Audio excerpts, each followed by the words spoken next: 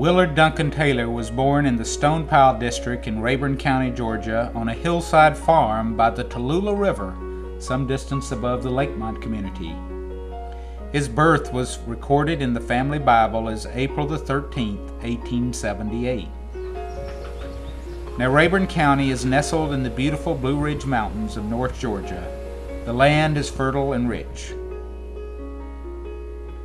The old home site is now under Lake Rayburn, buried when Georgia Power dammed the Tallulah River in 1915. Willard's parents were Fraser Andrew Taylor and Catherine Ellard, also known as Lucy or Katie. Both had grown up in Rayburn County. Fraser was a faithful Christian, a part-time preacher, a carpenter, and a farmer who sold eggs and apples.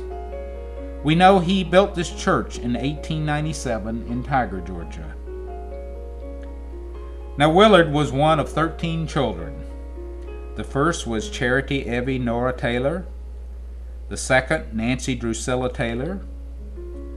The third, Jerome Cromer Taylor. Willard Duncan was the fourth.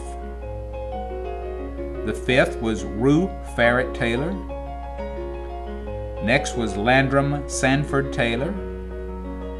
The seventh was William Virgil Taylor. The eighth, James Claude Taylor. The ninth, Doc Benjamin Taylor. The 10th, John Fred Taylor. The 11th, Percy Napoleon Taylor. The 12th was Corrine Taylor. And Flossie Catherine Taylor was the 13th.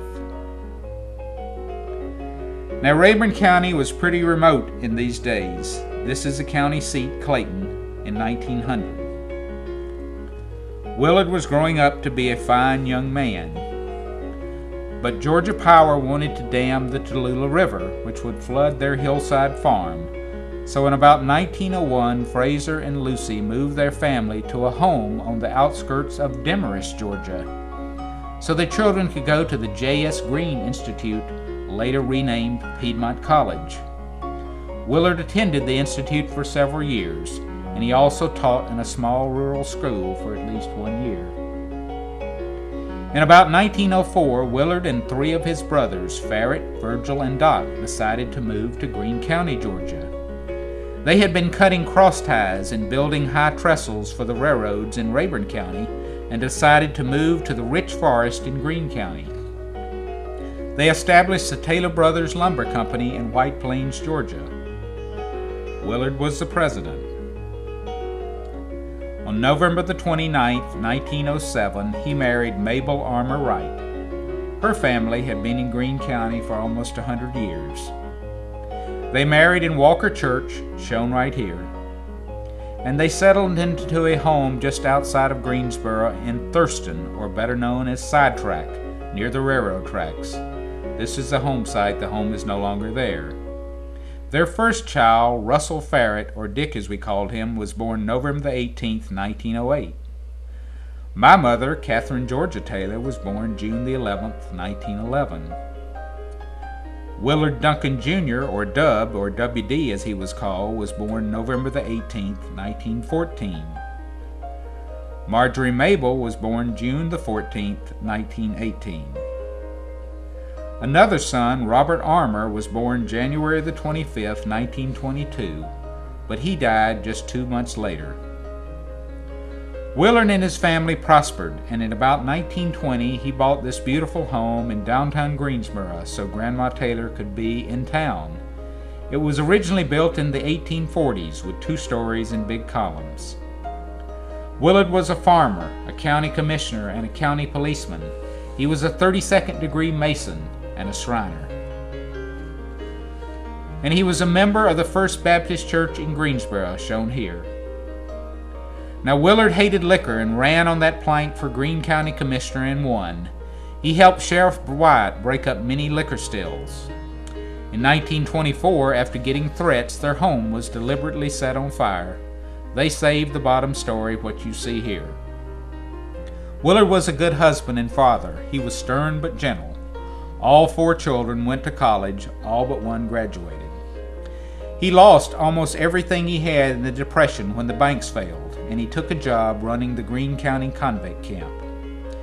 He wrote a letter to Mother on Christmas night of 1943. I'll read parts of it.